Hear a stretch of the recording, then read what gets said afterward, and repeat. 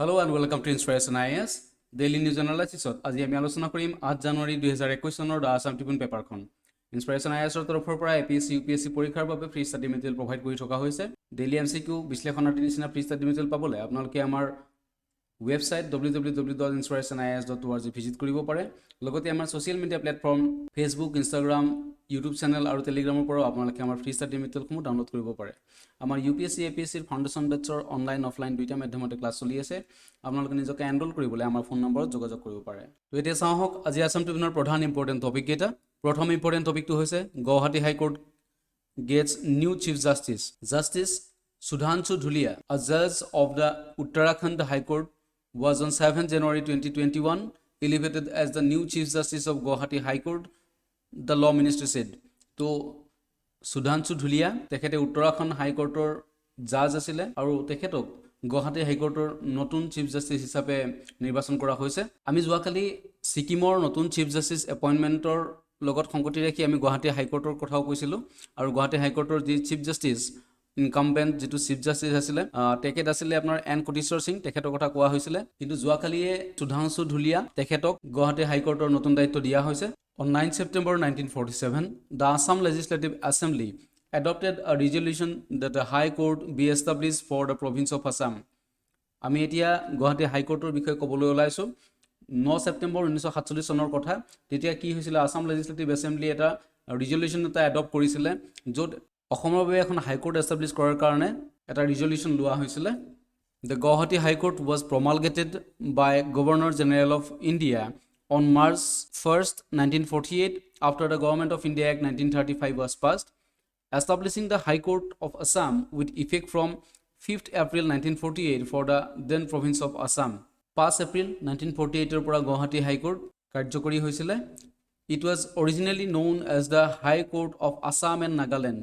প্ৰথমে ইয়াক অসমৰ নাগালেণ্ডৰ হাইকোৰ্ট বুলি জনা গৈছিলে, but renamed as Guwahati High Court in 1971 by the North Eastern Area Reorganization Act 1971. আৰু ইয়াক গুৱাহাটী হাইকোৰ্ট হিচাপে নামাকৰণ কৰা হৈছিলে 1971ত by North Eastern Areas Reorganization Act 1971. আৰু এই যি এষ্টাব্লিছমেণ্ট অফ আ হাইকোৰ্ট এইটো ক'ত মেনশ্যন আছে আমাৰ ইণ্ডিয়ান কনষ্টিটিউশ্যনৰ, এইটো আৰ্টিকল 214 আৰ্টিকল 214ত তাত উল্লেখ কৰা আছে যে there shall be a high court for each state, প্ৰত্যেকখন ষ্টেটৰ কাৰণে এখন হাইকোৰ্ট হ'ব লাগে বুলি যি আমাৰ ভাৰতীয় সংবিধান, তো তাত আৰ্টিকল 214ত এইটো মেনশ্যন কৰা আছে। নেক্সট ইম্পৰ্টেণ্ট টপিকলৈ আগবাঢ়িছোঁ, state plains wild life research institute. So' অসমৰ বাবে এটা খুব ভাল খবৰ যে আমাৰ অসমত এটা ৱাইল্ড লাইফ ৰিচাৰ্চ ইনষ্টিটিউট এটা হ'বলৈ গৈ আছে। অলৰেডি গভৰ্ণমেণ্টৰ ফালৰ পৰা এইটো ইনিচিয়েশ্যন লোৱা হৈছে। ত' আসাম ফৰেষ্ট ডিপাৰ্টমেণ্টৰ যি PCCF এণ্ড হভ তেখেতে সদৰি কৰিছে যে অসমত এখন ৱাইল্ড লাইফ ৰিচাৰ্চ ইনষ্টিটিউট হ'বলৈ গৈ আছে, যাৰ কাৰণে 120 বিঘা মাটি দিনজানত এইটো চেংচন কৰা হৈছে। The State Forest Department is working on a plan to set up a one of its kind institute for wildlife health and research. So ইয়াত কি হ'ব, ৱাইল্ড লাইফৰ হেল্থৰ ওপৰতো ৰিচাৰ্চ কৰা হ'ব, লগতে ৱাইল্ড লাইফৰ অভাৰঅল যিটো ৰিচাৰ্চ সেইটো কৰা হ'ব। যেনেকৈ ধৰক ৱাইল্ড লাইফৰ হেবিটেট হওক বা ৱাইল্ড লাইফৰ যি ডিষ্ট্ৰিবিউশ্যন আছে, ৱাইল্ড লাইফৰ যি পপুলেশ্যন আছে, তো অভাৰঅল যিখিনি ৰিচাৰ্চ এই দুই ধৰণৰ ৰিচাৰ্চ ইয়াতে হ'ব। স্বাস্থ্য সম্বন্ধীয় ৰিচাৰ্চো হ'ব ইয়াতে, দেন অভাৰঅল যিটো ৰিচাৰ্চ সেইটো কৰা হ'ব। It will B the only institute in the country to deal with both wildlife health and research. So এইটোৱে একমাত্ৰ অলৰেডি আমাৰ দেহৰাদুনত যিটো আছে আপোনালোকে গম পায় যে wild life institute of India. So' তাৰ বাহিৰেও আমাৰ অসমত স্পেচিফিকেলি এইটো বনোৱা হৈছে আৰু য'ত এমফাচাইজ দিয়া হ'ব ৱাইল্ড লাইফ হেল্থৰ ওপৰতো।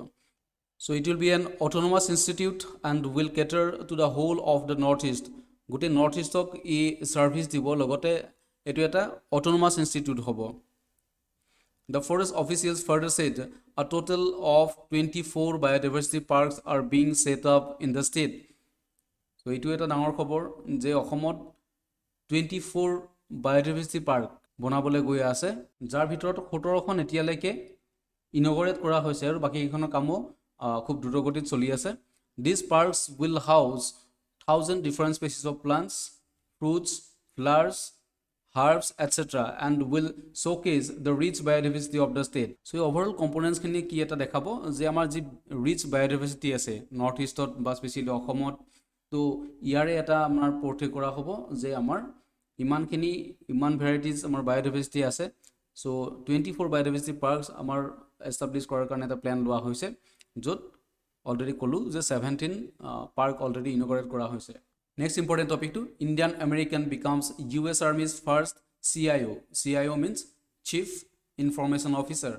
সো ইণ্ডিয়াৰ বাবে আন এটা ভাল খবৰ যে ইণ্ডিয়াৰ অৰিজিন ব্যক্তি যি আপোনাৰ ডক্টৰ ৰাজ আয়াৰ, তেখেতে ইউনাইটেড ষ্টেটছৰ আৰ্মিৰ যি চিফ ইনফৰমেশ্যন অফিচাৰ সেই পদবীটো ল'বলৈ পাবলৈ সক্ষম হৈছে। আৰু তেখেতেই প্ৰথম ব্যক্তি যি আপোনাৰ চিফ ইনফৰমেশ্যন অফিচাৰ হিচাপে মানে US আৰ্মিৰ তেখেতক এপইণ্ট কৰা হৈছে। After the Pentagon created the position in July 2020। তো জুলাই 2020 এইটো এই যি CIO পষ্টটো এইটো ক্ৰিয়েট কৰা হৈছিলে। So Iyer, originally a native of Tiruchirappalli in Tamil Nadu, grew up in Bengaluru and completed his undergraduate studies at National Institute of Technology, Tirchi, before moving to the US to pursue higher studies. To tekhet Tiruchirappalli, Tamil Nadu Tiruchirappallir manu hoy, aru tekhete baki skulia shikha jimankhini asile almost India te korisile, aru baki tekhete higher studies er karone US-ত গৈছিলে। তাৰ পাছতে তেখেতৰ এই এচিভমেণ্টটো পাবলৈ সক্ষম হৈছে। Next important টপিকটো হৈছে মেৰাপি ভলকানো। চ' মেৰাপি ভলকানো ক'ত ইৰাপ্ট হয় সেইটো আমি জানি লোৱা হওক। ইণ্ডোনেছিয়াৰ এই মেৰাপি ভলকানোটো ইৰাপ্ট হয় আৰু এইটো প্ৰায় ফ্ৰিকুৱেণ্টলি ইৰাপ্ট হৈ থকা এটা volcano. Mount Merapi volcano spewed avalanches of hot clouds on 7th January 2021 morning as more than 500 residents were evacuated from its fertile slopes. তো কি কৰা হৈছে প্ৰায় 500তকৈ অধিক যি ৰেচিডেণ্ট আছিলে সেই ওভাৰঅল এৰিয়াটোত এডজইনিং এৰিয়াজ তাৰ পৰা কি কৰা হৈছে সেই মানুহখিনিক বেলেগ স্থানলৈ শিফ্ট কৰা হৈছে অনলি বিকজ যে যি মেৰাপি ভলকানো এইটো ইৰাপ্ট হৈছে আপোনাৰ ইণ্ডোনেছিয়াৰ মাউণ্ট মেৰাপিত। চ' এই যিটো ভলকানো এইটো এটা কি হয় ষ্ট্ৰেটো ভলকানো, যিটো আপোনাৰ চেণ্ট্ৰেল জাভা আৰু স্পেচিয়েল ৰিজিয়ন অফ য়গ্যাকাৰ্টা প্ৰভিন্সেছ ইণ্ডোনেছিয়াৰ কি হয় যে চেণ্ট্ৰেল জাভা আৰু স্পেচিয়েল ৰিজিয়ন অফ য়গ্যাকাৰ্টা প্ৰভিন্সৰ মাজত বৰ্ডাৰ এৰিয়াত এই যি মাউণ্ট মেৰাপি এইটো অৱস্থিত। Then it is a central type of volcanic eruption. The 2,968 meter mountain is about 30 kilometer from the Yogyakarta city center. It is the most active volcano in Indonesia and has erupted regularly since 1548. So 1548 পৰা এইটো regularly ইৰাপ্ট হৈ আছে আৰু যেটো ইণ্ডোনেছিয়াৰ এটা most active volcano হয়। So এনেকুৱা ধৰণৰ কোৱেশ্যন আমাৰ পৰীক্ষাত অহাটো খুব সম্ভাৱনীয়তা থাকে যে মেৰাপি ভলকানো ক'ত ইৰাপশ্যন হয় বা মেৰাপি ভলকানো কোন দেশত নিৰ্গত হয়। দেন নেক্সট ইম্পৰ্টেণ্ট টপিক আজি আছাম ট্ৰিবিউনত যি অখিল গগৈ ডাঙৰীয়া তেখেতৰ বিষয়ে দিছিলে high court rejects bail to Akhil Gogoi. তো হাইকোৰ্টে আকৌ এবাৰ তেখেতৰ বেইলটো ৰিজেক্ট কৰিছে আৰু যাৰ বাবে তেখেতক আকৌ কাষ্টাডিত লোৱা হৈছে। আমাৰ এক্সামৰ ফালৰ পৰা এই নিউজটোৰ পৰা ইম্পৰ্টেণ্ট যিটো বস্তু সেইটো হৈছে unlawful activities prevention act. Already আমি চাগে এবাৰ আগতেও ইয়াৰ বিষয়ে আলোচনা কৰিছোঁ আনলফুল এক্টিভিটিজ প্ৰিভেনশ্যন এক্ট। গতিকে আমি এইটো জানি লোৱা ভাল যে অখিল গগৈ ডাঙৰীয়াক যি বৰ্তমান কাষ্টডিত ৰখা হৈছে তেখেতক কোনটো এক্টৰ আণ্ডাৰত ৰখা হৈছে আৰু সেইটো হ'ল আনলফুল এক্টিভিটিজ প্ৰিভেনশ্যন এক্ট, যিটো আপোনাৰ পাছ হৈছিলে 1967ত।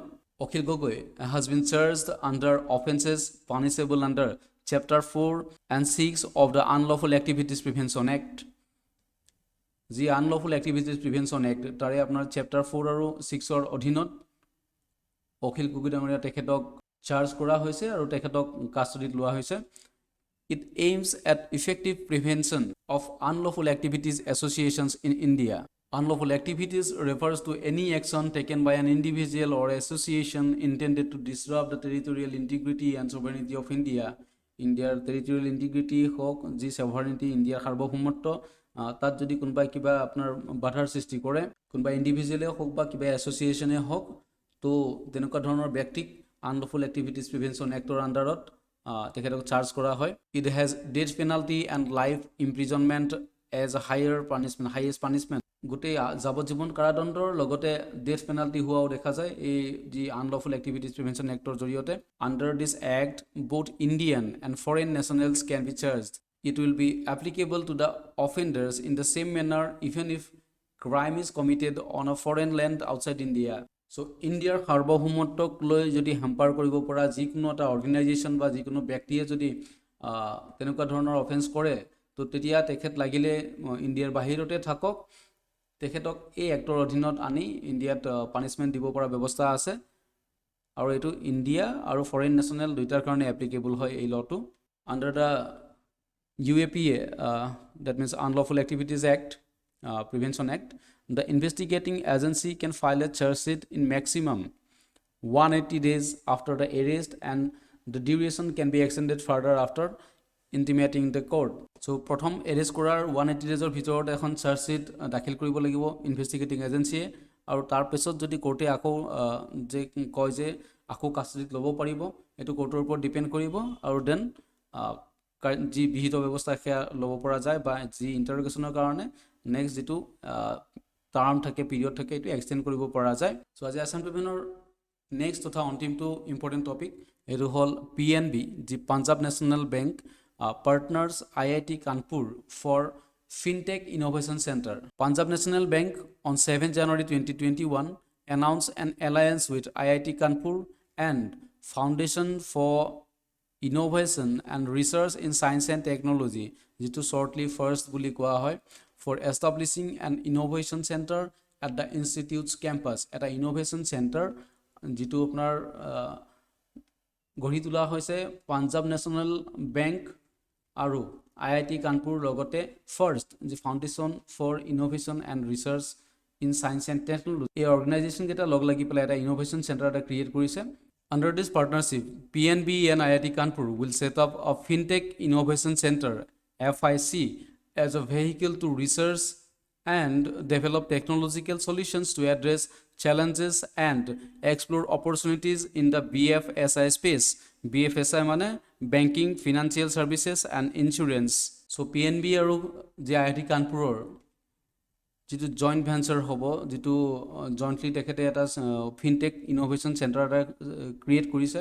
তো সেই চেণ্টাৰটোৱে কিহত কাম কৰিব, যি banking, financial services and insurance ছেক্টৰত যিবিলাক আপোনাৰ চেলেঞ্জেছ আহে সেই চেলেঞ্জেছবিলাক মিটিগেট কৰাৰ কাৰণে এই যি ফিনটেক ইনোভেশ্যন চেণ্টাৰ এইটোৱে খুব ফলপ্ৰসূ হ'ব বা লাভদায়ক হ'ব বুলি আশা কৰি যি PNB আৰু IIT কানপুৰে এই এলায়েন্সটো কৰিছে।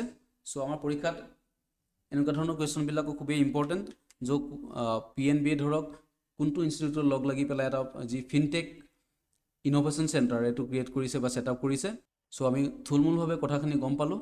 চ' আজিলৈ আছাম ট্ৰিবিউনৰ ইমানখিনি ইম্পৰ্টেণ্ট টপিক আমি কাভাৰ কৰিলোঁ। আশা কৰিছোঁ আপোনালোকে ভিডিঅ'সমূহ ভাল পাইছে আৰু আপোনালোকৰ কাৰণে খুব ফলপ্ৰসূ হৈছে ভিডিঅ'সমূহ। এনেকুৱা ধৰণৰ ভিডিঅ'সমূহ পাই থাকিবলৈ আপোনালোকে আমাৰ ইউটিউব চেনেলটো লাইক, ছাবস্ক্ৰাইব আৰু শ্বেয়াৰ কৰিব। ধন্যবাদ।